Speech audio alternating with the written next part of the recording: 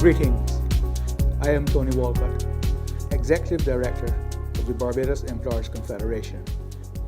We are pleased to launch such an initiative and are happy to have you joining us. Sustainable development has been a topic of discussion for quite some time. Furthermore, issues such as climate change and environmental degradation are becoming more and more of global concern. We have also seen an increase in dialogue around greening initiatives and what it means for businesses, labor, and the economy on a whole. Impeccable research has been conducted and is still ongoing on what going green can do for an economy, enterprises, and jobs. At a recent workshop, the team and I have attended with the ILO International Training Center entitled Greening Economies, Enterprises and Jobs, the role of employers' organizations in the promotion of environmentally sustainable economies and enterprises. The message was clear. As stakeholders, we need to increase our efforts to generate the kind of robust discussion needed to assess the benefits that such an initiative can have on our own country and its allies. As such, the Barbados Employers Confederation has developed a two-tiered approach to getting its membership and the wider society involved in such discussions. We are therefore pleased to launch the Green Framework, Innovation, Initiatives and Sustainability. One segment of the Green Framework includes a webinar with 4 focal points for discussion. These are 1. Grassroots to a Green Regime and International Outlook. 2. Stimulating innovation across sectors. 3. Building strong through green initiatives. And 4. Enabling, empowering, and sustaining the green economy. We are pleased to have joining us 4 respected and experienced professionals to share with you and hopefully generate a level of intensive reflection as well as creativity on the role that each of us can play in going green. With us is Ms. Elizabeth Thompson, a senior and experienced leader and development professional with experience working within the UN system, national governments, the NGO community, the academic community, and business sector in both the global north and south. These roles have also included thought leadership, policy formulation and implementation, advocacy, the coordination of activities amongst multiple international agencies, stakeholders, and countries. Ms. Thompson's professional experience has covered the practice of law, management, teaching, consultancy, national and international engagement on issues in sustainability, human rights, the renewable energy, multilateral negotiations and processes, as well as the outcomes of the Rio+20 Conference on Sustainable Development. Her most recent publication is included in the UNEP's global magazine, Our Planet, March 2016 edition, entitled Breaking New Ground, the Green Economy in Barbados. Our second speaker for the session is Mr. Dav Hernan Colisar, a business development and management consultant by trade. Mr. Colisar is the Secretary of the Caribbean Association of Industry and Commerce and head of the CAIC Secretariat. With a skill set that includes trade facilitation, economic development, and project management, Dav Hernan has presented at a host of seminars representing the Caribbean private sector regionally and internationally. In 2012, Dav Hernan presented at the Caribbean Green Economy Forum on standards and regulations, hindrance or opportunity for enabling a strategic business development in a Caribbean green economy. Some of his recent work on behalf of the CAIC includes roadmap and management structure of disaster risk reduction, private sector partnerships towards business continuity, and electric utility regulatory governance in the Caribbean, roles and responsibilities of players, what are the criteria for selecting regulators, whilst participating in a regional study on Caribbean climate policy integration. Our third speaker is Mr. Jim Reed, a native of Edinburgh, Scotland. Mr. Reid underwent postgraduate education at Cranfield University, England, and INSEAD, Fontainebleau, France. His first career as a professional firefighter was cut short by serious injury just after he reached the rank of divisional commander. Reid then embarked on a business career, rising quickly to senior positions in major corporations. Working at the executive level in Cable and Wireless and later IBM Global Services, Reid was headhunted by a major British bank to join their board and introduce internet banking and mortgages online. After serving on the boards of several publicly quoted companies, Reid undertook a number of assignments for venture capital groups as interim CEO, ending up as CEO of a major European mobile data communications company. Reid then emigrated to Canada in 2003, where he started two very successful companies and started to embrace the realities of environmental change and our impact on this.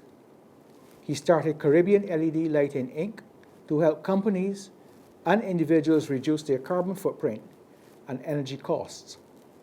Caribbean LED Lighting is growing quickly across the Caribbean, manufacturing and exporting from Barbados. Reid believes strongly that the old mantra of make, use, waste is no longer acceptable, and a major change in our thinking is now urgently required. And our final speaker for the session is ILO's specialist assigned to sustainable enterprise development and job creation, Mr. Kelvin Sargent. Mr. Sargent assumed duties as specialist, sustainable enterprise development and job creation at the International Labour Organization Office for the Caribbean on 3rd of October 2011. He has over 20 years working experience in both the public and private sectors. He was employed as an economist at the Central Bank of Trinidad and Tobago, as well as a number of other financial institutions, including a large regional financial institution, Royal Bank of Trinidad and Tobago Financial Limited, as its group economist and head of research. He also served as the Chief Executive Officer of the National Entrepreneurship Development Company Limited, a state-owned company involved in microfinance and training. Prior to joining the ILO, Mr. Sargent was an Economic Affairs Officer at the United Nations Economic Commission for Latin America and the Caribbean, UNICLAC, and has provided consultancy services for a range of companies and organizations, including the Caribbean Community Secretariat, CARICOM, and the United Nations in areas such as labor markets, the energy sector, and the financial sector.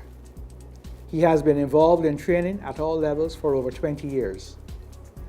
Mr. Sargent was a lecturer at the University of the West Indies and the University of the West Indies School of Business and Applied Studies Limited, trading as Roytech, where he delivered courses on international trade, economics, statistics, entrepreneurship, and financial economics. He has written many publications in economics and finance.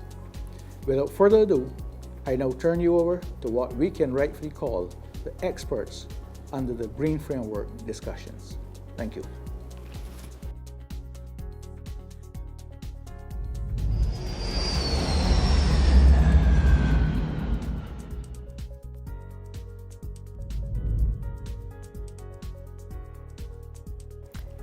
Grassroots to the green regime. I'm not sure how we got such an interesting and wide topic, and I hope that I can do it justice.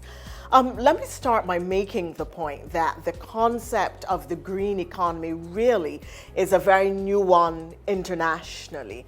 Sustainable development, of which the green economy is an important component, became part of the international multilateral system and agenda in 1992, coming out of the original Rio Conference on Sustainable Development, the United Nations Conference on Sustainable Development held in Rio de Janeiro in 1992.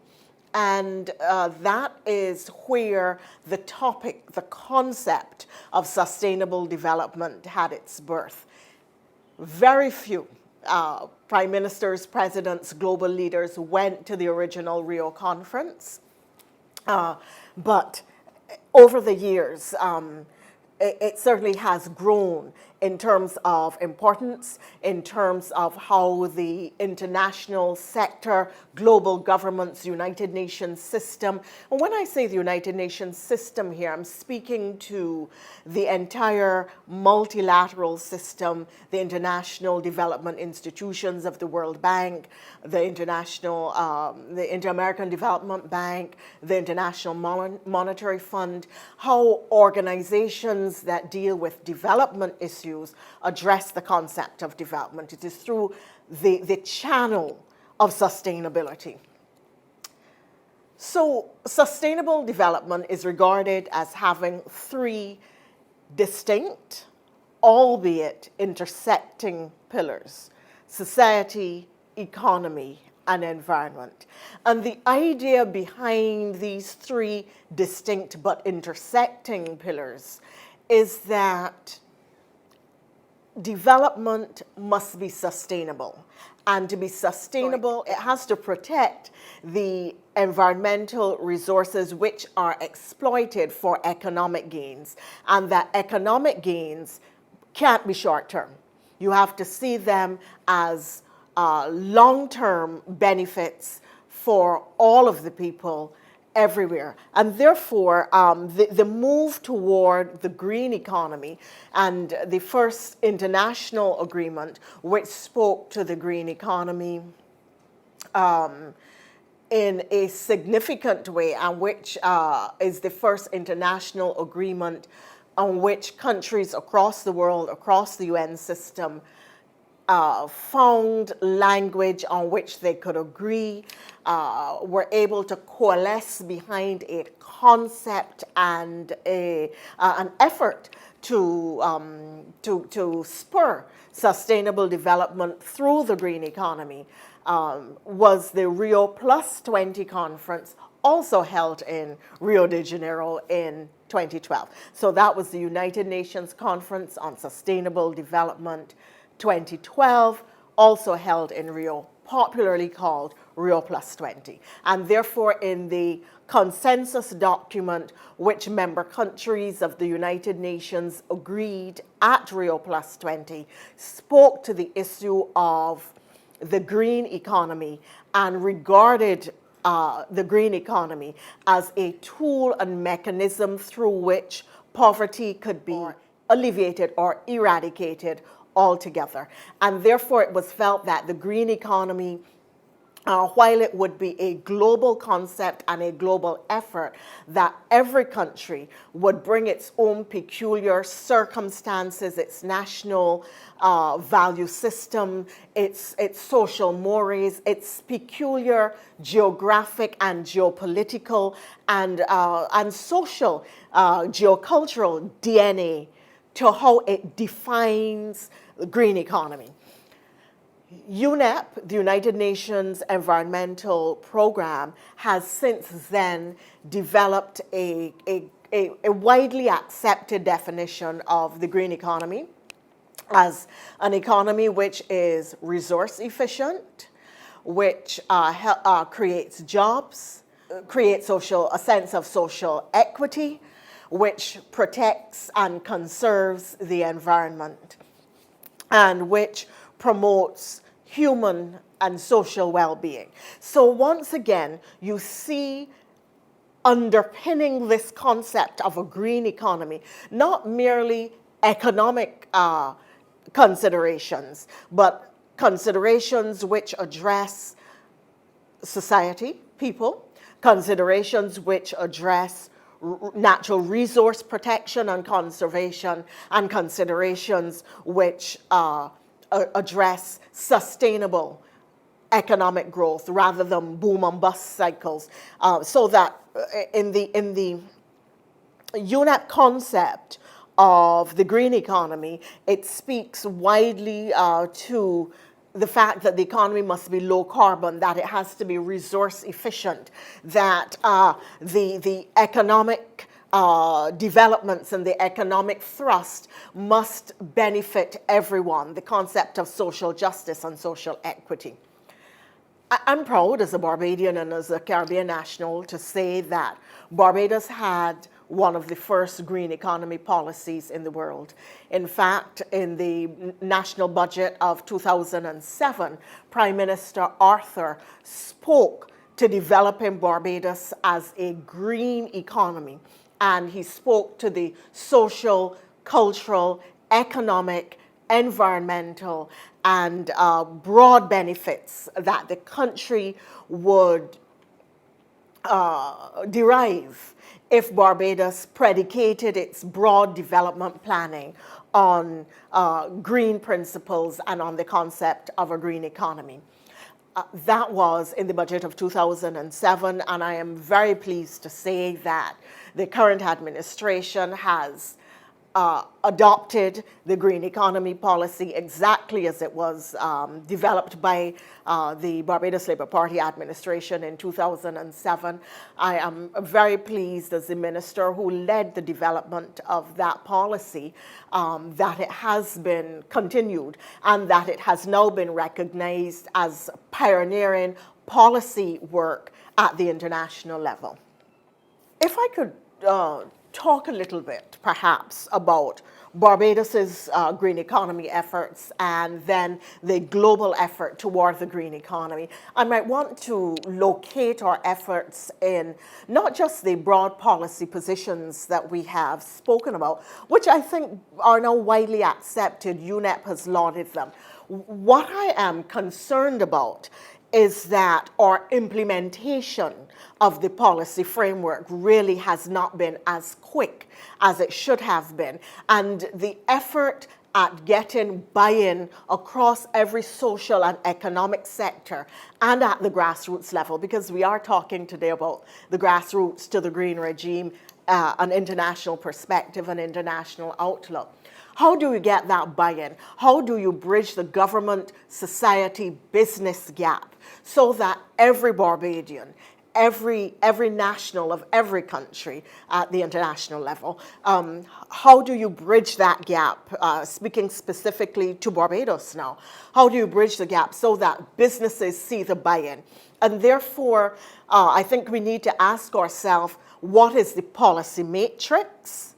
What level of benefits and concessions and regulations, policies, legal frameworks, regulatory frameworks, incentive packages need to be put in place to bring more businesses and more individuals on board? How do we get them to appreciate, for instance, that the green economy has a significant value added for them and that there is a value proposition that businesses can obtain from the green economy? And I want to draw a parallel for the benefit of those listening today to say that Barbados, I think, had perhaps an advantage in terms of its historical policy approach,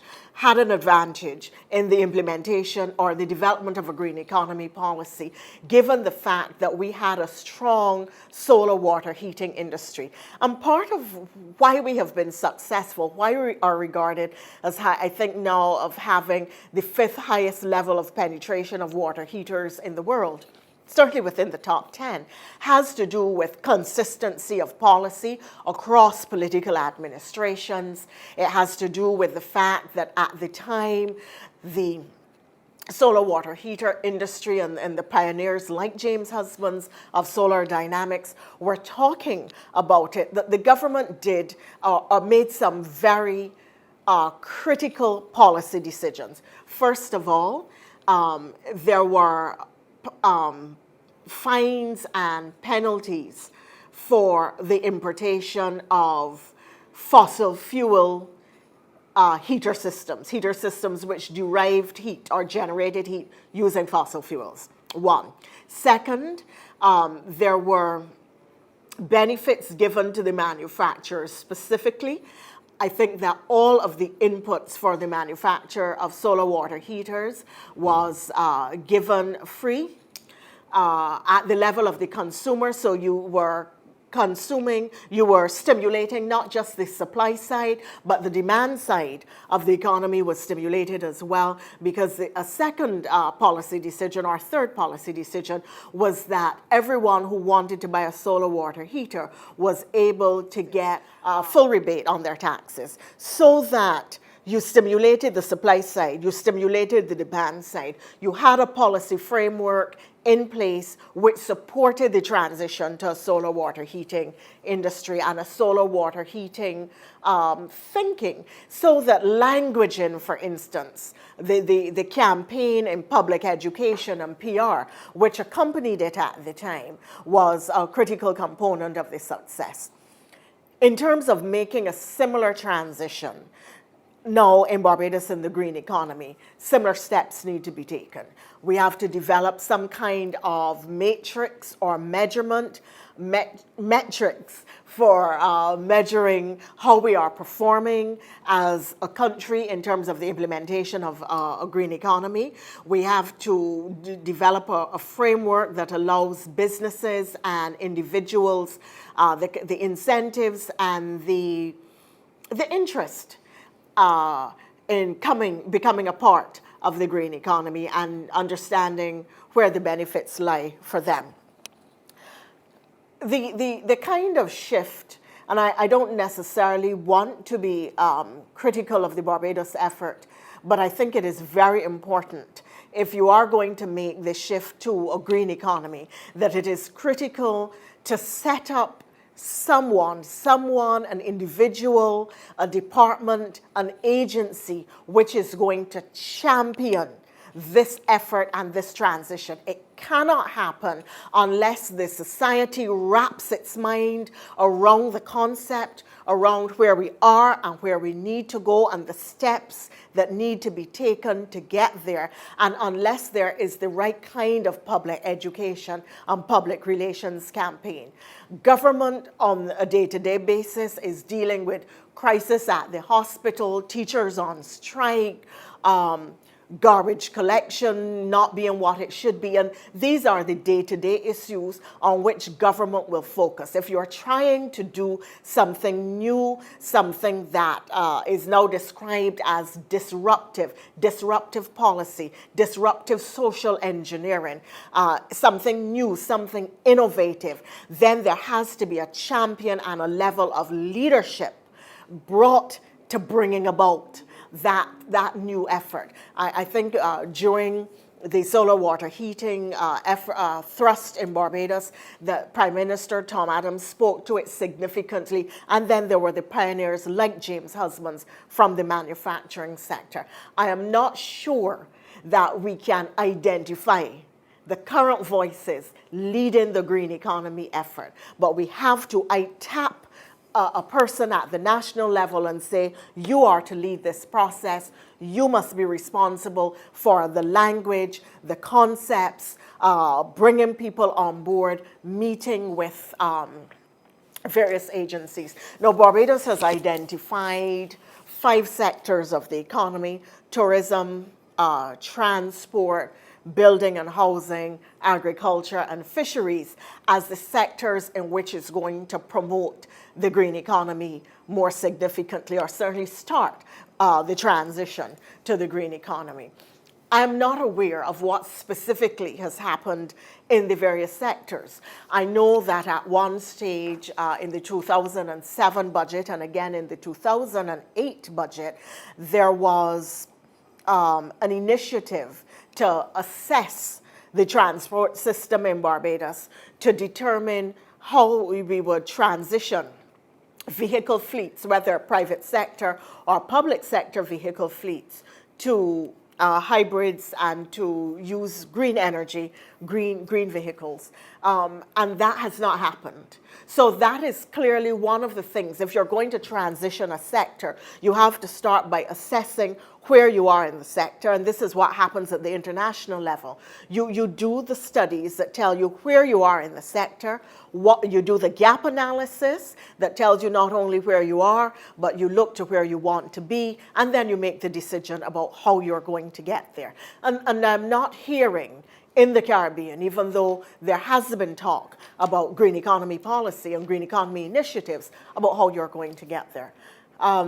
And that is going to be critical. For instance, the Philippines, as recently as March of this year, they developed a Green Jobs Act. So they're saying, not only do we want to develop a green economy, but a fundamental core value of our green economy initiative is going to be the creation of jobs in the marketplace. And therefore, they had a Green Jobs Initiative and a Green Jobs Act, which is intended to promote green initiatives and job creation. We know, for instance, that the solar water heater industry has promoted and resulted in the growth of jobs in the economy. It has resulted in $500 million in savings, $500 million US in savings to the Barbados economy between the 1970s and recent times. And therefore, looking at the green economy, we are going to have to determine what our benefits are going to be, how we're going to realize those benefits. But this is not just happening in Barbados or the Caribbean. There is now a significant movement at the national level, at the international level, I beg your pardon, to create a green economy. And toward that end, there is a Global Green Economy Index that now involves 60 countries. And that is focused on, I have the areas on which that focuses, and I want to share them with you because I think they are important indicators of what is happening globally. Leadership and climate change, a critical issue for the Caribbean is that of climate change, and the Paris Agreement of January last year, the end of 2015, the Paris Agreement coming out of the Climate Change Conference of the Parties for the United Nations Framework Convention on Climate Change, which was held in Paris, France, is an indicator of another global agreement that converges with what we are attempting to do with the green economy. Certainly, the green economy, because of its resource efficiency, because of its attempt to move toward green energy, will have tremendous benefits for reducing climate change impacts, which will redound to our benefit here in the Caribbean, which is severely impacted by climate change. Like all small island developing states are on the front lines of climate change impacts and the worst impacts of climate change. The Maldives, for instance, are already sinking literally into the sea because of rising sea levels, which is one of the impacts of climate change. So that leadership on climate change, efficiency in the sectors of the economy, specifically areas like water, like energy, where there is a clear opportunity to create green energy. Barbados and the Caribbean, given the fact that we are small island developing states, that we have a high level of access to water, certainly seawater. We have good sunshine and heat, high levels of wind. In the case of Guyana, for instance, and Jamaica, Trinidad, there's also a lot of access to fresh water because of the number of rivers and natural water areas, lakes, and so on. We can have strong green economy, strong green energy initiatives.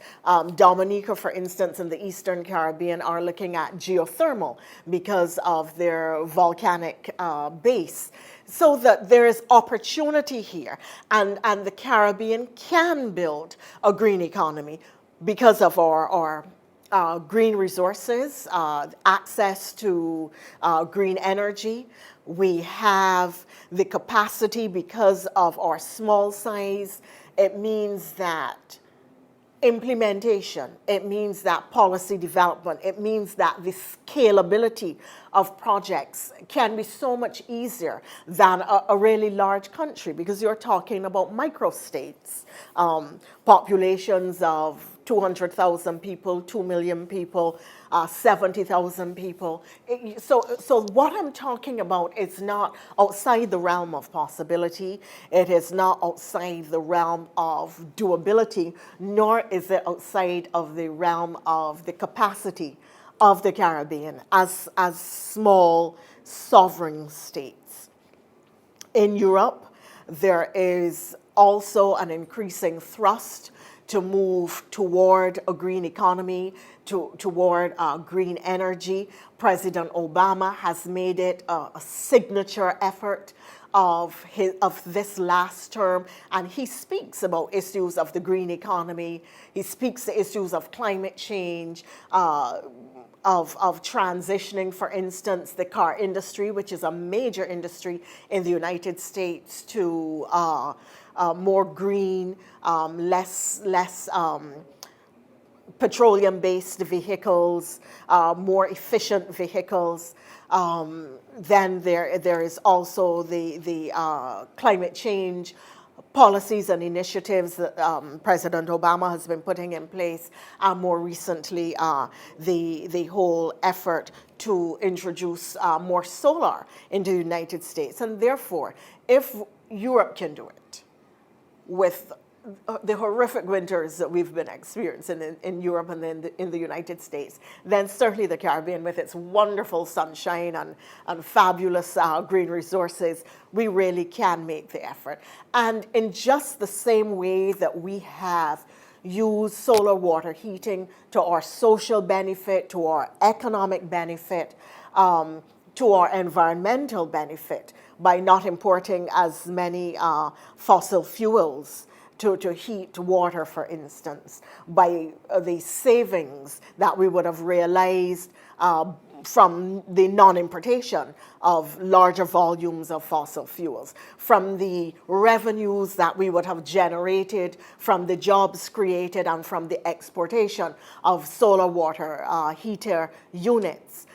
In very much the same way, the Caribbean, and Barbados is particularly well placed to do it, can develop a green economy initiative which places us at the front, not just of pioneering policy, but at the front of the implementation effort around the globe to move to a more sustainable way of living, a more sustainable way of generating wealth, a more equitable way of distributing wealth between our citizens, a more resource efficient way of doing business. And the business sector, I've mentioned them, but I think that we need to speak perhaps to some of the benefits that business people could derive from green economy initiatives. First of all, I think that they must pressure the government, and I'm not just talking about the Barbados government here, because I know that people will read this in a very political way. That is not my intention. When I talk about pressuring the government, I think that businesses have to ask themselves, what package of incentives would I need as a businessman if I wanted to green my business and to transition? I mean, what could I do in terms of solar? What could I do in terms of water? What could I do to reduce my fuel consumption, to lower my electricity bill, to reduce the level of waste that I generate? All of these are issues, and to what extent can government provide a supportive regime of policy, of legislation, of incentives, of packages that help the business sector to green, to go green, to derive the benefits that can actually be derived and to become more profitable. And we saw that with the solar water heater industry, where the capital outlay may have been intensive. It was reduced, that intensity was reduced because of the amount of incentives that were given and the encouragement that was given. And then we were able to see over the long term that the savings were substantial and significant. I was speaking in terms of the Global Green Economy Index. Markets and investment are another component. Clearly, we have to do research on the marketplace. We have to understand our supply side, our demand side, what the consumer wants, and investment in the marketplace is going to be critical. And the final component of the Global Green Economy Index is environment and natural capital. Now, I mentioned investment. There are those who believe that the green economy is some kind of fad, that it is going to go away, that because fossil fuel prices have gone down and gas is cheap again, that nobody is taking on the green kooks like Liz Thompson and others who are talking about climate change and green economy and so on. And I want to make the point that it is a fact that whenever petroleum prices spike, that the rhetoric and hype in relation to green economy and sustainability and green energy and renewable energy, that also heightens. And that once fossil fuel prices are low, once petroleum prices are low, then the interest in green initiatives in renewable energy wanes. While that has been the traditional pattern, let me tell you why I think this time is different. This time is different because it is now recognized that we are living in the era of the Anthropocene, the era in which decisions and the lifestyle of the human population, which is growing, I might add, are so able, the technology is so able to destroy natural resources at a rate that we cannot replace them, that there is now a recognition that we must pull back in the kite, to use a Bajan expression, that we have to pause and look at our practices and ask ourselves, how can we live more sustainably? And so there is this trend towards sustainable consumption and production. We recognize that our lifestyles are significantly impacting us in the form of climate change. And it isn't a positive impact. It has been a seriously adverse impact that results in frequent extreme weather events, that results in coastal erosion, the destruction of livelihoods, the destruction of the habitats of various species that we eat, like fish, species that are important in the whole balance of the ecological system. And that is why in France, in December, there was agreement for the first time that there must be action taken by all the countries of the world, each within its own capacity and means, to change the way in which we use fossil fuels and their negative impacts on the global population. And in my view, it is because of these recognitions, because consumers themselves want to make greener choices, that the market is changing, the market is becoming green. And in support of that, in 2014, investment in green energy, in renewable energy technologies, in renewable energy equipment, in renewable energy effort, the investment in renewable energy was $270 billion across the globe, with 50% of that being spent in developing countries. So there is a whole thrust in the marketplace toward greening efforts and toward this whole concept of the green economy. A key component of the green economy for governments, for businesses, for the individual is to reduce our environmental footprint. So as an individual, if you look at how you live, how much waste do you generate?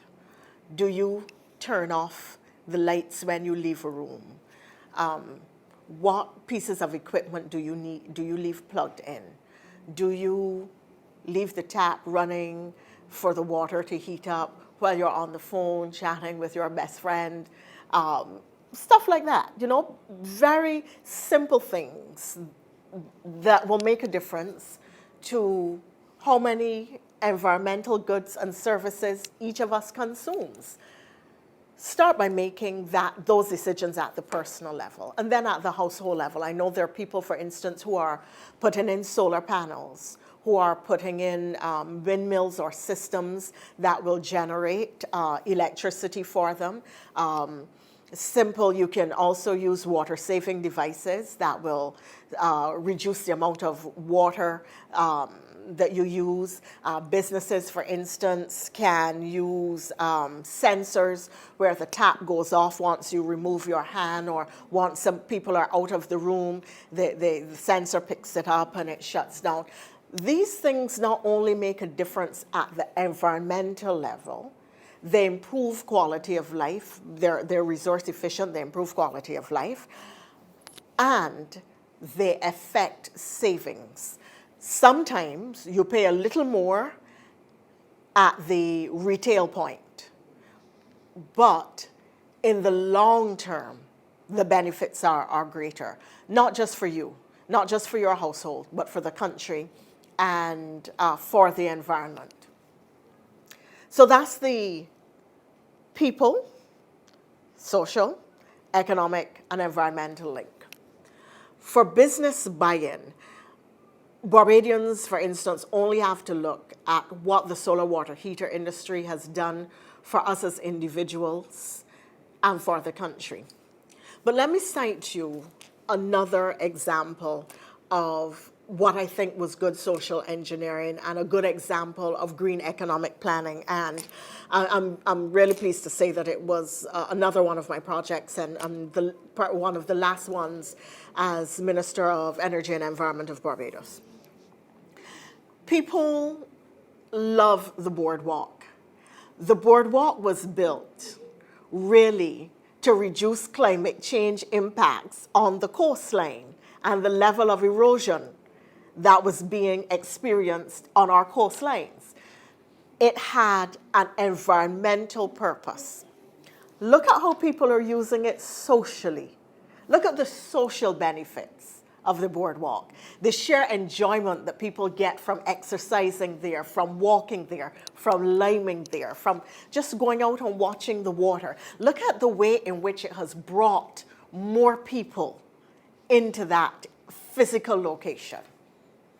There are the social benefits, there are the environmental benefits, and look at the economic benefits. A more healthy population, more people using the restaurants and services in that location, the building of a landscape that is beautiful, that people will go and take photographs at, that has economic benefits. It creates jobs. Somebody has to maintain the area. It has to be sustained over the long term. And that's what we are talking about when we talk about the green economy, about environmental planning that has social and economic benefits, that generates jobs, that is low carbon, that is resource efficient, that has people at the center, that improves quality of life and well-being. I think that that's really an example that I'm happy to share with you, because it's one that all of us can appreciate. At the international level, I would go to the Secretary General's Global Energy Initiative, Sustainable Energy for All, for which I had the opportunity to be senior advisor. The Sustainable Energy for All initiative is a component of the green economy, and it has 3 platforms. Universal access to modern energy services, and modern energy services here mean sustainable energy services, renewable energy services, not just fossil fuels. It speaks to the reduction, to the doubling of renewable energy technologies and usage by 2030, and the doubling of energy efficient initiatives and equipment by 2030. If we want a green economy, we have to start to ask, what are the key components to getting there? Energy is certainly one of them. Water is another. How do we plan our economy, our society, our environmental extraction and use, and our way of life around sustainable principles that protect the environment, that generate wealth for everyone, that build social equity, that is resource efficient, that protects our environment? Those are the kinds of questions that we need to ask. And then there has to be a level of cooperation across government ministries and in our planning that allows us to give answers to those questions, which make it better for all of us and which put the transition to the global green economy in place. I'm delighted to have had this opportunity to collaborate and work with the Barbados Employers Confederation. I remember when I came to speak to the executive 2 years ago on this issue of the green economy. I'm glad to see that there is tremendous interest and that you are taking a leadership role, recognizing the benefits that Barbadian society, economy, and employers and employees can derive from the implementation of a green economy. I wish you every success on your journey and the effort that you are going to make to bring about the transition in Barbados and the Caribbean. It is going to be a wonderful legacy issue for you, and I am going to be watching with great interest. I am Liz Thompson, former Minister of Energy and Environment of Barbados and former Assistant Secretary General of the United Nations.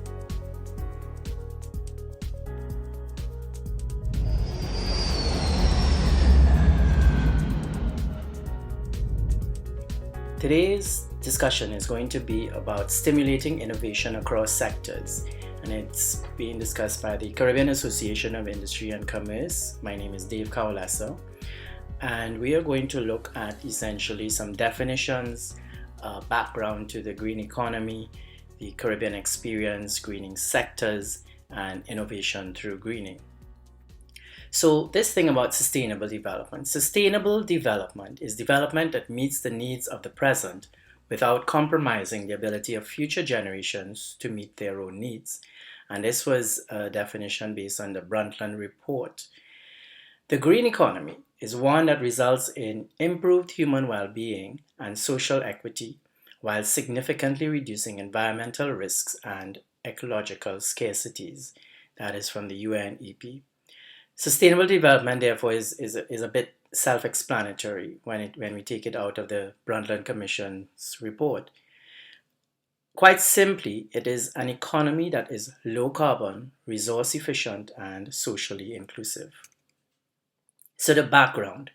This concept of sustainable development began at the 1969 debates on the Commission on International Development, where environmental concerns cropped up in the 1960s led to consideration of alternative approaches to development. This in turn led to the 1972 UN Conference on the Human Environment in Stockholm, where the environment and development were linked, leading to the birth of the UN Environmental Programme, UNEP, an organization that launched their Green Economy Initiative in 2008 to provide the analysis and policy support for investing in green sectors. In 2012, the UN held a conference on sustainable development, referred to as the Rio Plus 20, at a time when multiple crises were being faced: economic and financial, food security, and climate change. The conference identified that small island developing states, aka SIDS, were a special case given their unique vulnerabilities. The Caribbean experience. SIDS vulnerabilities, what are they? Well, we can center them around ecological vulnerabilities: small size, geographic remoteness and isolation, susceptibility to natural disasters, and ecological fragility.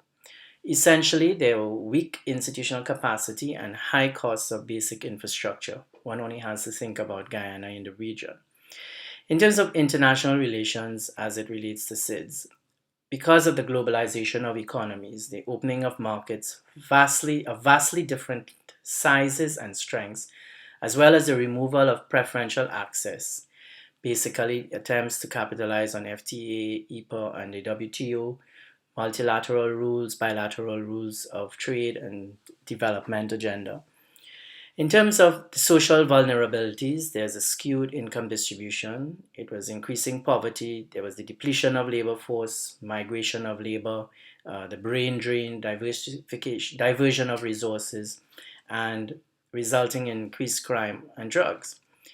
Economic vulnerabilities, the SIDS estimated to be 34% more vulnerable economically than other developing countries, predominantly due to their exposure to natural disasters and high export concentration. While SIDS make substantial strides in economic growth, social development, and environmental conservation, these vulnerabilities mean that their progress will always be precarious. So greening, what is greening? The Caribbean essentially is no longer able to ignore the international economic and environmental crises and has recognized the importance of greening for sustainable development.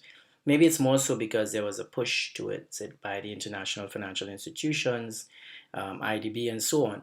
But we've also got to remember the Caribbean Sea is the second largest sea in the world. And whilst we are small nations, and in fact Barbados is even one of the smaller Caribbean islands, but it's very powerful in terms of its economy. We've been trying at various means of greening, be it to seek funding for climate change initiatives or experimenting with solar and geothermal energy.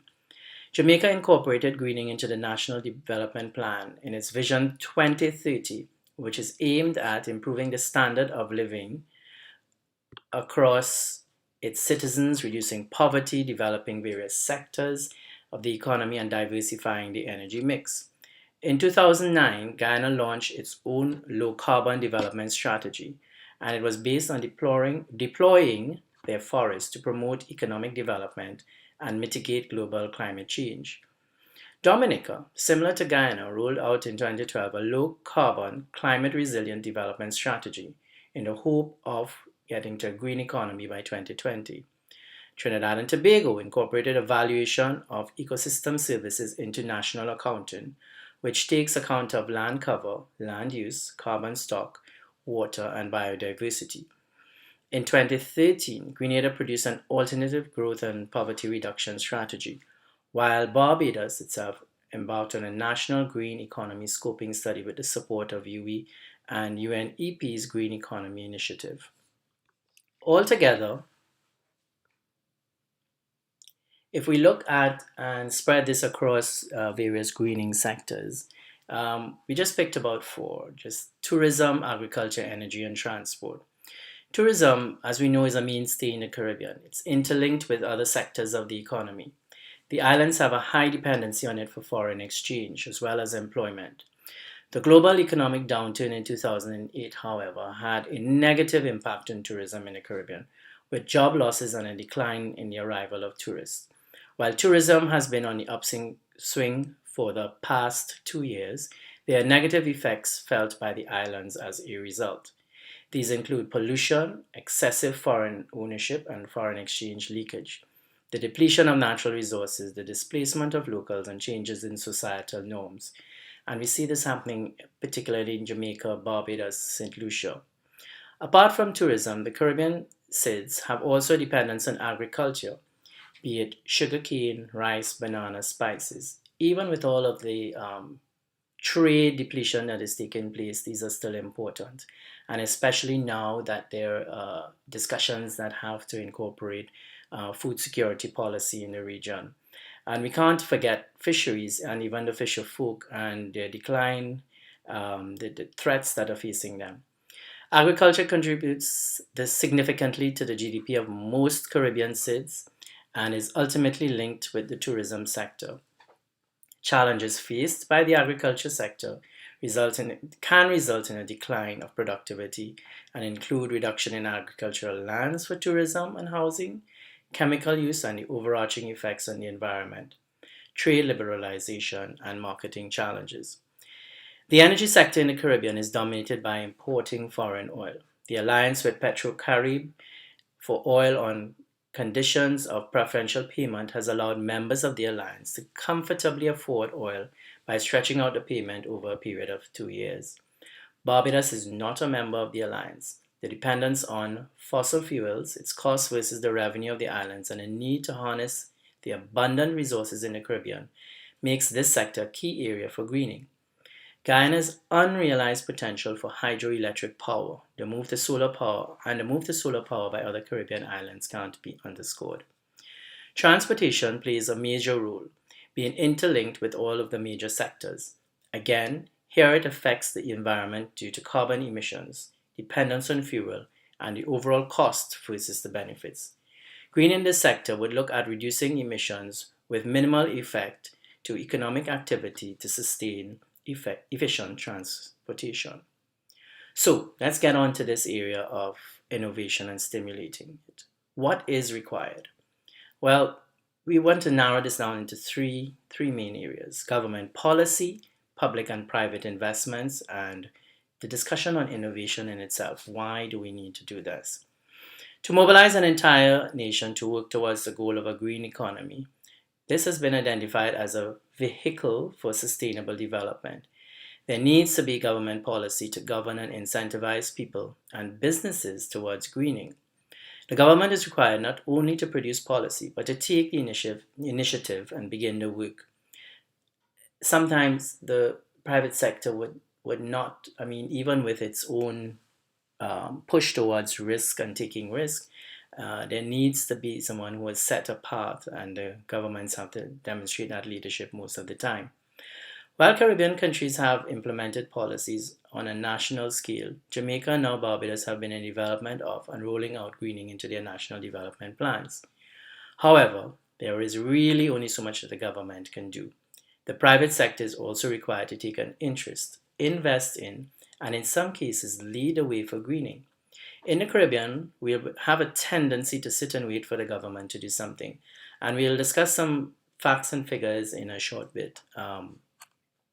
The private sector is in business to make a profit, but their intentions are not short-term, but rather long-term, and they themselves look towards business continuity. So the focus of greening, or a bit of it, is taken up by the private sector in terms of business continuity. How are we to do this? How are we to treat with the business continuity issue? Through innovation? Yes, most likely. We are in a digital age. We know the whole effects of social media, how they promote businesses and so on. Technology is what moves us along at the rate which we upgrade our technology. Requires us to take that same innovation and introduce it into the various sectors towards greening. So, the stimulation of innovation. Again, we channel it through four different lenses, three different ways that we're going to look at this. Across the sectors, a key area and the most important is, and it may be a strange term to come out of the private sector, but it's a psychology. Since time immemorial, we have been taught to think a particular way. We have behaved in a predictable fashion, and to stimulate innovation, you have to change the way you think and consume. To stimulate innovation, you will also need to revise your business model and how your company or sector itself is organized. This will be required depending on the degree of innovation you deploy. Is it incremental, disruptive, or systemic? Depending on the sector, you will require technology. In the energy sector, for example, to harness renewable energy or even the natural resources will require different types of technology. There is use of technology in tourism, but a lot of times at what cost? How do we replace the human resources? How do we upskill, and in what area? Even in the transportation sector, technology will be necessary given its dependence on the energy sector. So in the Latin Americas and the Caribbean, we looked at a report on the new imperatives of innovation, policy and perspectives for Latin America and the Caribbean, an IDB report that was dated March 2016. And in it, I found a quote that was actually quite interesting.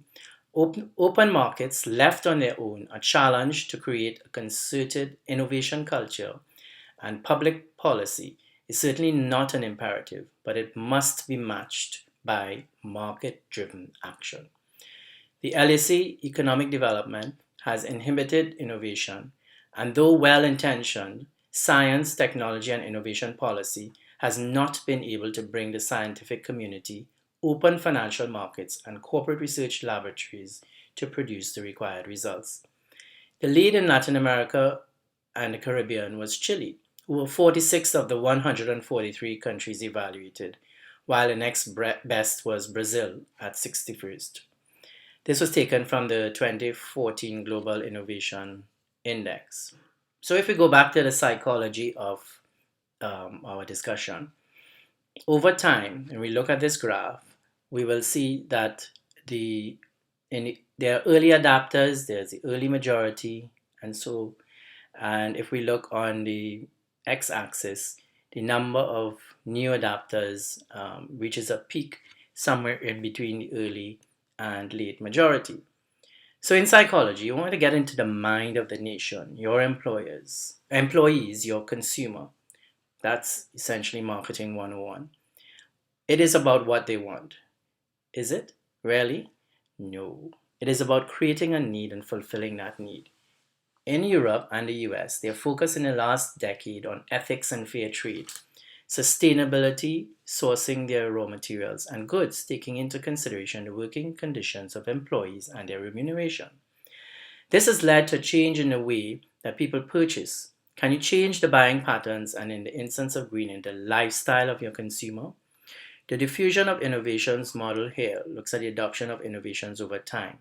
The minority are the innovators. That is, the people watching and participating in this webinar. You're the ones who have to lead the way. You test your product, service, and ensure that the values are inherent in the testing with the early adopters, which will allow it to go mainstream to the 68% of the population. That is your goal. The psychology of stimulating innovation begins with the ability to change the way your target market thinks and eventually the way they behave. So I just invite you to understand that it's you, meaning us, that are the ones that are the change agents. If we look at the business environment, the business model and organization, I want us to consider a couple of things that we need to treat with and to do. One is to create an environment where innovation is embraced. Knowledge is a public good, so that once you put it out there, even your competitors can get it. So how would and why would a business invest in innovation? We have to believe that we're doing this for a bigger good. We have to, as a private sector, become demanders of employees who can create and be innovative, reward those who are. So consider this in the educational institutions and even the way that we train our people to work. Do we set particular way that everything has to be done? Is it only one way? Are there are there ways that we teach people to learn to stimulate the way that they do things, or do we set one standard way of what is right? The third thing think we need to focus on is the value chain. And if we focus enough on it, it allows sustainability to exist. We need to be able to think longer term. We need to be able to insist that our intermediaries are strong and they affect the value chain, because at any time, if they break the bond between some of the links, that's the intermediaries, if they are not strong enough, the links will, even if the links themselves are strong, the whole system collapses. And SMEs are a major source of innovation. They're feedstock. They're the fertile ground for innovation to take place. They're the ones who can harness that entrepreneurial spirit to break the status quo. So isn't that what innovation is all about? When we think of linking all of these, so in terms of the education side, would we just finance the university education of our children to do general degrees that help them think a certain way, or are we just focusing on a specific way of learning and a specific subject and topic and subject matter? In terms of continuing the support infrastructure for innovation, we have got to be able to move from a good business climate to an innovative business climate. We need to therefore create an environment that breeds innovation. We must build that cultural, regulatory, and institutional environment that allows this to foster. LACs and the private sector LACs do not reinvest in innovation. Most of this comes from outside sources. As compared with the rest of developed countries or other rest of the world, where the investment is a mix of both private and public funds. In fact, a higher amount of it is in the area of private funding.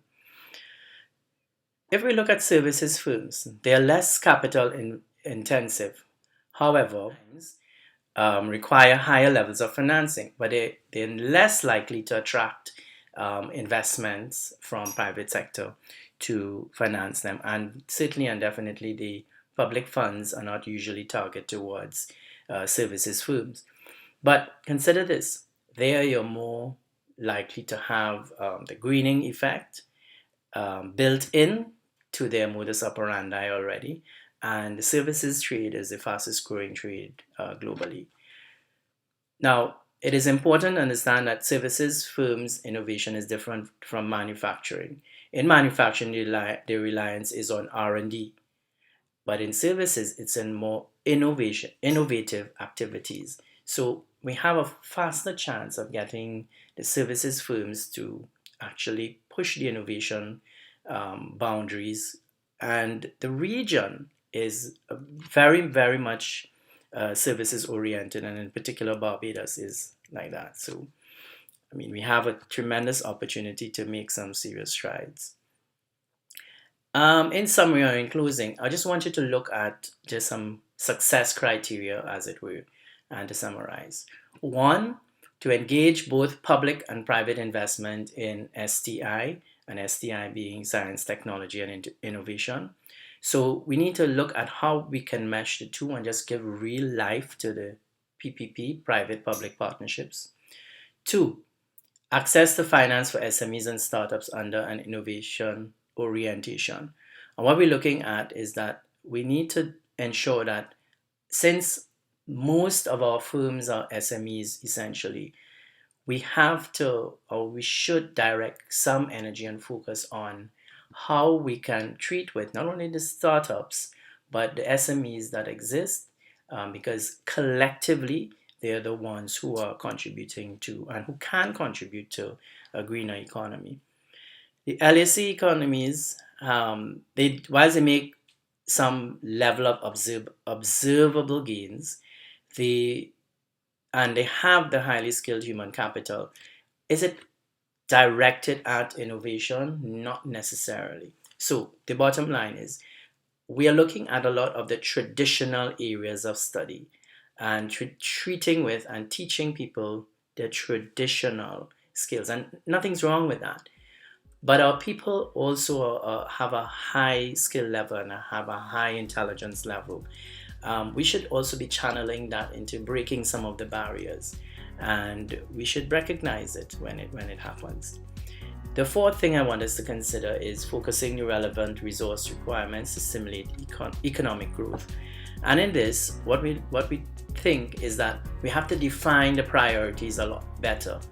Start looking at only the traditional areas, but there are emerging, there are new markets, there are new market consideration, there are new demand requirements.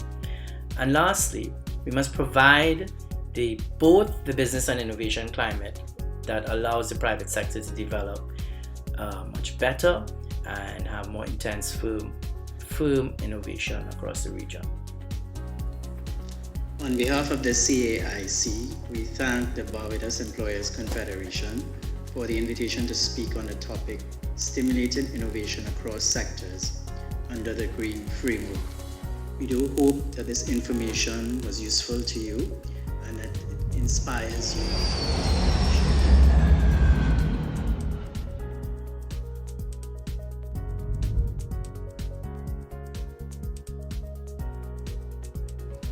Hello, my name is Jim Reid. I'm Chairman and founder of Caribbean LED Lighting. I'd like to tell you a little bit about our story, which goes back to 2010. We're probably the fastest growing company in the Caribbean, and our story, I think, will resonate with a number of entrepreneurs and business people across the Caribbean. LED lighting is the future, and it's been around since 1962, but the first LED light bulbs didn't last very long because what's called the heat sink management wasn't that great, so the engineering wasn't good. With the advent of LED televisions, LEDs lasted a long time, but it took a while for them to break into the market and be recognised as a future option for lighting. And our traditional lighting hasn't changed much in the past 60 years, in fact longer than that, since Edison first put that current through the piece of wire and got some heat and then some light. So essentially our traditional lighting is all about heat, and as you'll all appreciate, in the Caribbean we don't need any more heat. What we do need to do is save money, because all our electricity is generated by basically fossil fuels. The costs are volatile, and whilst we're seeing a drop in fossil fuel price right now, we know it's going to go back up again. So when I looked at the Caribbean market for LED lighting in 2010, I saw a real opportunity because electricity costs were very high. In fact, second highest in the world to Denmark. We looked at the best places to set up our manufacturing operation, and we chose Barbados for a number of reasons. Communication hub, good access to infrastructure, and good access to high quality labour. And all of those factors have proved to be correct and vindicated. So why would we set up a manufacturing facility in the Caribbean? Well, apart from electricity costs being very high, the model and mould that we were trying to break was the one of import everything. And of course that pushes our costs up, and many of you will know when you go shopping here or shopping in North America or Europe, our prices are very, very high because we have to bring in stuff. So what we thought we'd do is we'd substitute foreign labour, basically Asian labour or Chinese labour, for Barbados labour, or Caribbean labour. And we found some talented individuals, in fact a large number of talented individuals, who are very excited to be part of this new industry. Our growth has been fairly spectacular. In fact, last year we grew over 80%. And our mantra has always been about, let's make it ourselves, let's build our own. And every product that leaves our factory is stamped with Made in Barbados. And our team are very proud of that fact. Now, one of the points I'd like to get across to you today is that building a business in the Caribbean, being an entrepreneur in the Caribbean, is not for the faint-hearted. We all know that it's problematic. One of the challenges we faced was the bureaucracy and the time it took to get things done. And that's one of the things that we believe strongly has to change for the Caribbean to move forward. We've proved we can bring in high technology, leading edge technology, green technology, and make it work in the Caribbean. For example, we can produce a light bulb. This is an example of a light bulb we manufacture. We can produce this light bulb here. It's rated for 35,000 hours, against a 1,000-hour incandescent bulb or a 5,000-hour compact fluorescent bulb, and we can make it cheaper than you can buy in Home Depot or Walmart in the US. Now that says something about what we can achieve here. Now, the example I'm quoting today is about LED lighting, but really that can be applied to anything that we choose to manufacture in the Caribbean. There are no limits. The limits really are how we think. I talked earlier about our growth, 80%. That's been compound growth over the past 5 years. And we see the future as an exciting future. Philips, the largest lighting company in the world, have predicted that 90% of the world's lighting will be LED by 2020. Now that's a huge market. It's estimated to be $64 billion worldwide. Now we're focusing within the Caribbean. That's a 65 million person market. That's a huge market for us. And we reckon that's probably a couple of $1 billion of opportunity for us. Right now we're the only manufacturer in the Caribbean. I'm sure others will join us, and we welcome them into the market. The key thing I think we will have to do is make products better and of higher quality with a warranty. And many of you know that if you buy a product outside of the Caribbean, for example in the US, take it out of the US, there's zero warranty. Even if there is suggested a warranty, the focus and attention you have to detail about how you exercise that warranty is not something you want to engage in. So we're excited about the future. We see a great potential in the Caribbean, and we're looking forward to it. But the key thing we feel is about getting our people excited about the opportunities. And let me just touch briefly on leadership. I'm no expert on anything. I do believe I'm an entrepreneur, so I will drive forward with tenacity and overcome anything that I can possibly can.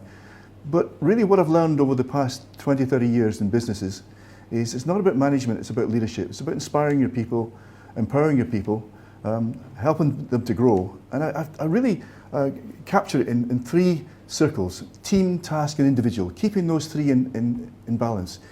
It's what's described as functional leadership. So you don't focus all on one thing and then move to another thing. You try and keep those things in balance. And that's what we've tried to do within Caribbean LED lighting. Our reach now is we export to 16 countries. We have distributors in 8 islands. And the pace of growth is just phenomenal. So I would encourage any entrepreneur or budding entrepreneur to think through the plan, get a mentor who's been there before to help you, and just go for it. So one of the questions that may be going through your mind is, what are the real benefits of going green? Yes, it's a nice thing to do. Yes, it's good for the environment, but does it really make sense for me? Well, let me assure you it does. First of all, going green saves you money, and we're all interested in that. For example, this light bulb uses 7 watts of electricity compared to a 60-watt incandescent or a 13-watt compact fluorescent. So minimum of 50% to 90% savings. And you'll see the savings in your light bill in your next month's light bill. The other aspect for business owners who run reasonable sized operations, for every 3 watts you reduce your lighting with LED, you reduce your AC by 1 watt, because LED runs at room temperature. And as we know, traditional lights operate at fairly high temperatures, ranging between 120 degrees and 154 degrees Fahrenheit, and that's pushing heat straight into your AC. So if you retrofit with LED, as an example, you reduce your AC costs as well as your electricity costs for lighting, and you'll have improved lighting. Now, there are other aspects that you can do, other initiatives you can take, for example, inverter AC, but the biggest one, of course, is habits, getting people to switch off things after use. Recently, I had a meeting with my colleagues at the Council of the Chamber of Commerce in Barbados here, when Emira came to see us to ask for our support to hedge on oil prices. And they had data from Citibank, which, according to Citibank, they're forecasting oil prices reaching $76 a barrel by 2017. Now we're seeing oil prices around about $40 a barrel right now. They had dropped to about 34. They're nudging back up. Brent crude, I think last week was $41. So we see the trend developing there. So I think it is important to embrace the opportunities and benefits of going green right now. Use the savings right now to invest in LED lighting, inverter AC, lighting controls. Anything you can do to reduce your operating costs right now will pay dividends as oil prices go up. One of the themes of this webinar is building strong through green initiatives. And several people have asked me my story of how we actually got to this point. Okay, we know that we started in 2011 and we're here in 2016. But what happened before that? What made me want to do this? My previous business, and I'm a serial entrepreneur, prior to that I was a senior executive on the board of major corporations and public companies. But I've moved from that into trying to make a difference. And one of the things that, and the older persons in this audience will probably appreciate this more, as you get older you feel that you want to leave something behind, or at least you want to say, I made a difference, or I did something that people can look on. My last business was a corporate social responsibility business, diverting office equipment, electronics, furniture, etc. from landfill, working for major corporations.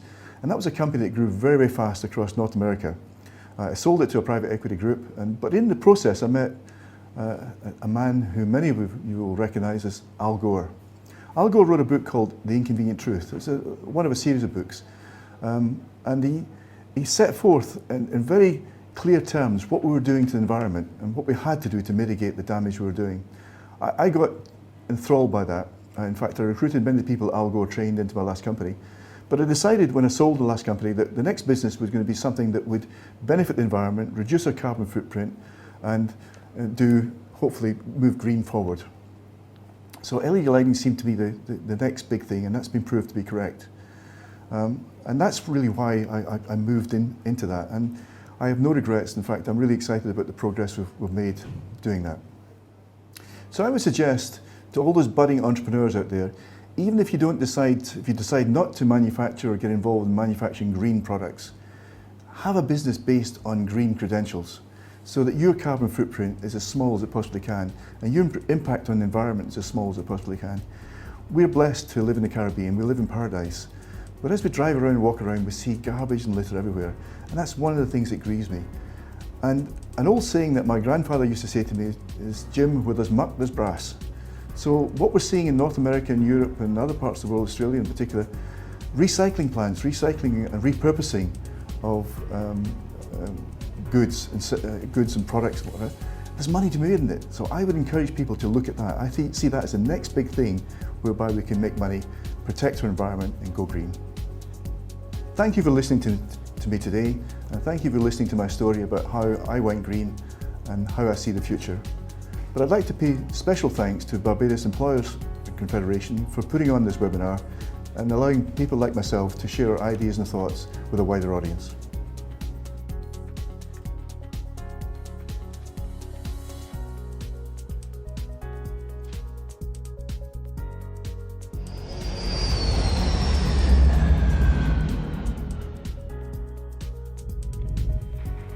I wish to begin by saying pleasant good day to all of the Employers Confederation of Barbados. I'm very pleased to accept this invitation to speak at this webinar entitled Enabling, Empowering and Sustaining the Green Economy. And therefore when my good friend Cara Silly asked me to do this webinar, I was pleased to accept the invitation, because I think the whole issue of the green economy and climate change remains very serious for us today. And therefore we must put in place systems and procedures and measures that will mitigate the negative impacts that climate change have had on all over the world. I think I want to begin by asking the question, why must we pay attention to the green economy? Why should we really pay so much attention to the green economy? And I want to begin by making the point that it is because of the fact that so much is happening around us that we need to pay attention. But more importantly, it is because of the physical impact of climate change, the impact that climate change have had on all of us, that we need to pay attention to the green economy. Let me begin by quoting some points of some of the physical consequences that climate change have had on countries of the Caribbean. First of all, when we look at the number of hurricanes of category 4 and 5, it has increased by around 56% I should say, between 1975 and 2004. And I think the work of ECLAC in 2011, the Economic Commission for Latin America and the Caribbean, have indicated to us what really has happened in terms of hurricanes. The increased intensity of storm activity has caused serious damage to infrastructures all over the region. In February 2014 alone, the total cost of damage and loss was estimated in the region of 330 million Eastern Caribbean dollars, which represented 15% of the gross domestic product of St. Vincent and the Grenadines. Future hurricanes are likely to become more intense with larger wind peaks and heavier storm precipitation. And already we are hearing that the storms that will come in 2016 will in fact be very, very severe. And we looked at some of the storms we have had in 2015 and 2014. They were very, very severe. Remember, I think it was in 2015, we had a big mega storm, 3 different or 4 different systems in one that affected, say, a number of countries in this region and in the United States of America. The temperatures of the region is expected to grow between 2.4 and 3.5% degrees Celsius by 2090, with greater increases in the future in countries like Guyana, where it could reach between 3.5 to 5 degrees Celsius.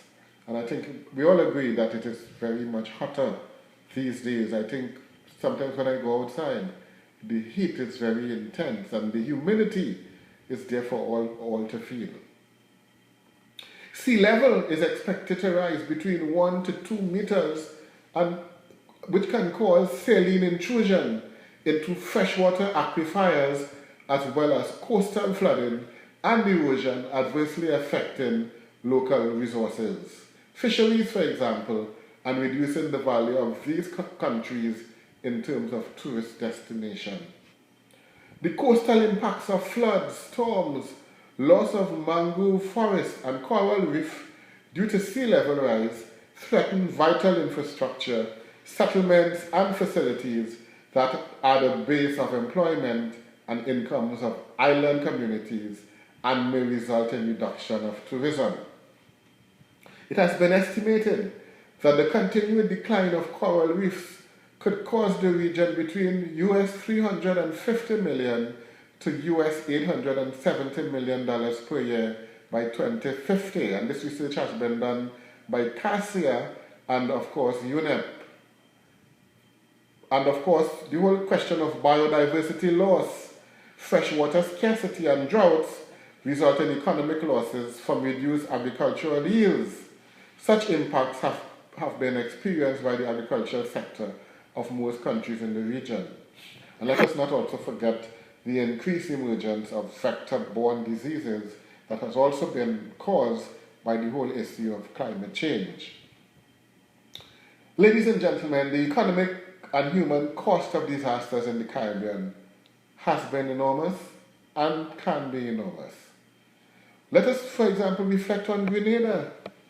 $919 million was lost in Grenada as a result of Hurricane Ivan in 2004, equal to 2.5 times its GDP. In the same year, a flood devastated the agricultural sector in Guyana, destroying 60% of the country's gross domestic product. And just last year, for example, we had Hurricane Erika, which seriously imploded and damaged the economy of Dominica. And according to the Prime Minister of Dominica, Mr. Roosevelt Skerrit, it has set development of the country back by over 2 decades. So I think that, the question of the impacts of climate change cannot be forgotten. We need to pay serious attention to the impact of climate change. And in terms of employment, climate change has serious consequences on the population in general, especially those most vulnerable. It affects those economic sectors that directly or indirectly depend on natural resources for their very livelihood. This means that virtually all economic sectors in the Caribbean are affected in multiple ways because of climate change. Job losses due to natural disasters linked to climate change, reduction in productivity, and decrease in tourism demand result of an increment of number and violence of hurricanes that we have been seeing in the region. Destruction of public and private infrastructure may force businesses to shut down and jobs to be lost. because of the ravages of climate change. And as I'm on the whole question of infrastructure and businesses, a number of small businesses as well. Whenever you have hurricanes and serious damage to infrastructure, a number of small businesses are also seriously affected because the risks to them are greater. And let us not forget, a number of small businesses also don't have what we call any kind of insurance related to climate change. So I think that I have shown you, very, very, briefly, but I think the data and the information has shown that the physical impact of climate change is there for all to take into consideration, and that is why we must pay attention to climate change. The other question, of course, we want to ask is, well, why now? Why are we now paying so much attention to climate change, and why did we not do so before? Well, I think there can be no doubt about it that given the damage to the Earth's infrastructure, the fact that the Earth is getting hotter, the cold is getting colder, and the general damage to infrastructure, the world has taken a position now on climate change. We know that in the Sustainable Development Goals, there's the question of climate change and that the fact that countries need to put into place mechanisms and systems to mitigate the ravages and the effects of climate change. We know, for example, that the entire world came together last year at the United Nations, and in Paris, for example, we had the COP agreement of 2015, where countries all over the world have committed to put in place mechanisms to reduce their carbon footprint and to treat with the question of climate change. And even in the International Labour Organization, where I am employed, we too have taken note of the issue of climate change, and we argue that while countries and governments and so on put in place measures to mitigate the risk, we in the ILO have argued that whatever transitions that there are to take place, the transitions must be just. So in the ILO, we speak about the whole question of a just transition.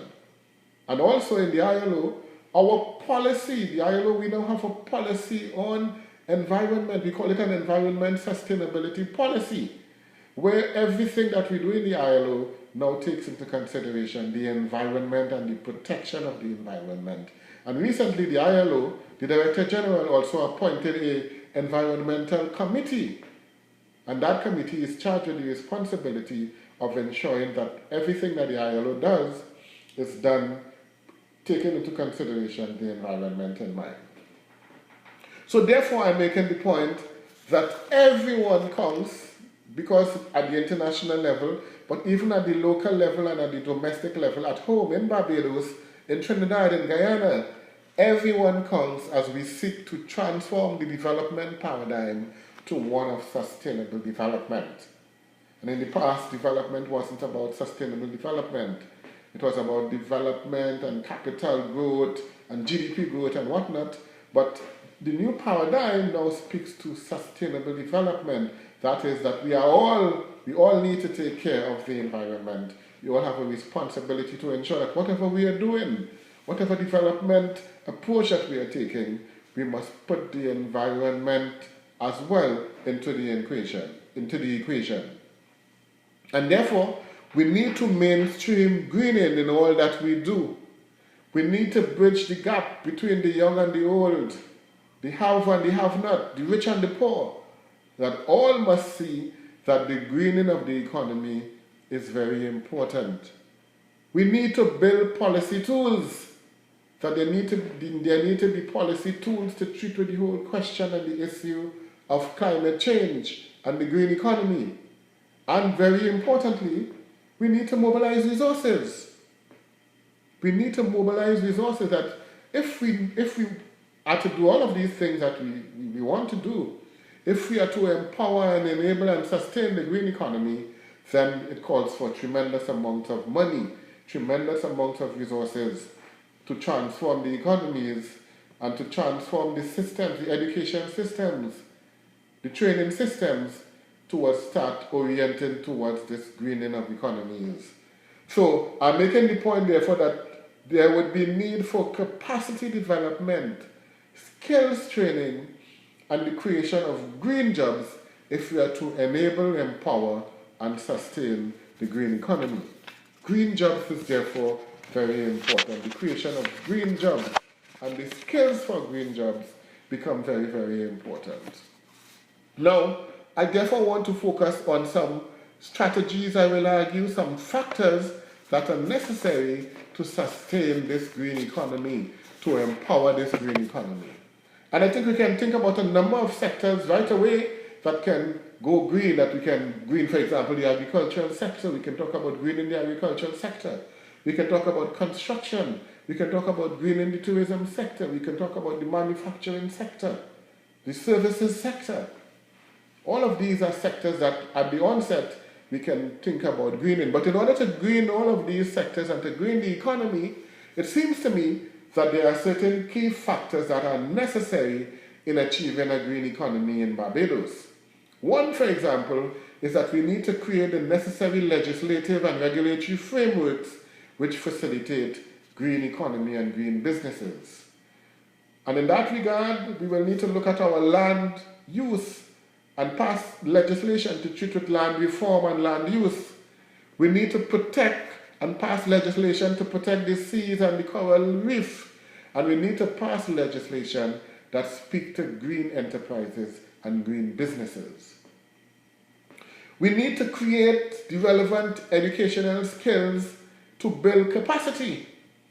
That if we're talking about green business, then the way that we operate, for example, let's say the way we build buildings and the way we construct buildings need to change, and we need to train people, the carpenter, the plumber, the electrician need to be trained. Let's say, for example, if you're doing a solar building, then the electrician needs to be trained as to how to wire a building, how to change all the systems in the building to take into consideration solar energy as an example. We need to create a social awareness as it relates to greening of the communities and enterprises. We need communication and collaboration. And in that regard, we need to ensure that the social partners, government, the private sector, and trade unions remain functional and efficient as we speak about the greening of the country. Tripartism, the role of the tripartite partners is very important. And that there is a critical role for the government, there is a critical role for the private sector, there is a critical role for the trade unions in educating their membership, in passing the necessary policies in the businesses, in the trade union offices, and the government, in all the ministries and public agencies. There is a room for communication and collaboration to ensure that we can enable and sustain the green economy. We need to create a core of innovators and entrepreneurs, what we call communities of practice, if we are to sustain this green economy. That people need to think differently. They need to think about the protection of the environment. They need to think green, that you can create businesses that are green, that are different, that uses the natural resources that you have, that uses solar energy, that uses geothermal energy, that uses wind energy, for example. Different kinds of businesses that are green in nature. And in that regard, we need to create a sound knowledge base founded on research and, of course, sustainable communities. Now, if we are to achieve these factors, then there are certain groups or stakeholders that are necessary to effect this change. And I think we will want to onboard our civil society organizations. We want our households on board. We want, as I said earlier on, government, the private sector, the trade unions, all right, on board as key stakeholders necessary to effect the changes that are needed as we move towards sustaining the green economy. And let us not forget the role of gender in that regard, because gender and social relations in countries and societies will become paramount as we move towards the creation of this green economy. Ladies and gentlemen, I want to argue that for the green economy to be successful, we need to do a number of things. We need to motivate people, because not everyone wants to understand what is involved in greening. We need to create an enabling environment for businesses to succeed, for businesses to go green. And by enabling environment, I speak about the policies, I speak about procedures, I speak about legislation, I speak about systems, I speak about access to finance. All of that is necessary to create an environment for businesses to go green. We need leadership. We need champions to go green across the government and the private sector and within the community, because no one person or no one stakeholder can ensure that this will be successful. So you need everyone, all hands on deck, as we say. We need leadership, greening of the economy, and if we are to sustain the green economy, then it calls for champions, for people who understand what greening the economy is all about, for people to take it on board, for people to get involved. We need to involve the mass media, the radio, the television, the internet. For young persons, we need to use social media for them to become and to understand what greening of the economy is all about. We need marketing, therefore, and public awareness drive. We need a marketing drive. We need public awareness, that people must be made aware of what this greening of the economy is about, all right, what it involves, okay, and the fact that if we are successful in greening the economy, we can transform societies and communities. We can create new jobs, green jobs, different kinds of jobs, but jobs that protect the environment, jobs that restore ecosystems, jobs that reduce and ensure that we mitigate and we adapt. Because let us not forget that the world, the environment, the climate belongs to not only us, but the climate belongs to future generations. And if we don't protect the climate today, I'm afraid that our children may wake up one day and we may have no earth, we may have no climate for them to live in. And therefore, I'm saying that we need to do a whole lot of things. We need to do really a whole lot of things if we are to be successful in enabling, empowering, and sustaining the green economy. I want to end by making the point that we need champions. We need people on board to become champions, mentors for the green economy. We need a revolution in the education system as we seek to create the skills for green jobs. All right? And therefore, in that regard, the schools and our technical vocational education and training, our TVET institutions need to be so geared, need to be so trained, and in that regard, there needs to be a lot of capacity building. The school curriculum needs to change. The education system needs to change if we are to orient the minds and the thinking of a whole generation of people towards the greening of the economy. That is how we will get the sustainability. We need to begin and work with those people coming out of school and teach them about what greening, what is involved in greening. But even those persons that we have right now, the elderly, the older persons, I'm saying that public awareness campaigns and training and education and workshops and creating communities of practice, all of these things are important and relevant as we seek to create this green economy. And let us not forget that we will need the necessary laws and regulations to be successful. Time is not on our side, ladies and gentlemen. Time is not on our side. It is therefore very important that we do all that we can. Each and every one of us have a responsibility. We need to do all that we can as we seek to create, enable, and empower and sustain this greening of economies in many, many countries, particularly as well as I speak to people of Barbados. I know that, for example, in Barbados, you've done a lot of work already on greening of the economy. A green economy scoping study has already been done. I commend the government and the Employers Confederation and trade unions in looking and in doing and in hosting programs. I recall that just February this year, we had a big workshop on greening of the economy of Barbados, and I know that social partners, tripartite constituents have agreed to work together to create the necessary framework, the necessary policy and legislation towards the creation of a green economy in Barbados. And in that regard, I commend you, and to say that as a focal point for greening of economy and green jobs, I am therefore committed to working with all partners, all tripartite partners in Barbados as you seek to green the economy and create green jobs as we seek to sustain the green economy. Ladies and gentlemen, it involves all of us. We all have a responsibility to protect the environment from the ravages of climate change. And I think if we work together we can do it. Thank you very much. Have a wonderful day.